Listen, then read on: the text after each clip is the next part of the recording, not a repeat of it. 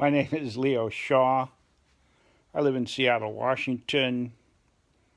Generally speaking, I've been riding my Honda NC700 DCT in both Washington and Oregon, trips up to about 800 miles round trip, down into central Oregon and over to eastern Washington. I just got the bike last summer, so I haven't had a chance to do a lot of long rides.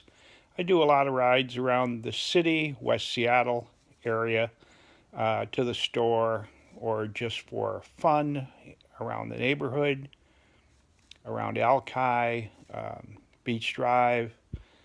Also, I am currently planning a possible, it hasn't been finalized yet, road trip from Seattle to New York City and return with a total of about 10,600 miles. This is tentatively scheduled for mid-May through June of 2017. As I say right now, it's just tentative, but I've already planned the route and have everything down on my Garmin GPS. So we shall see.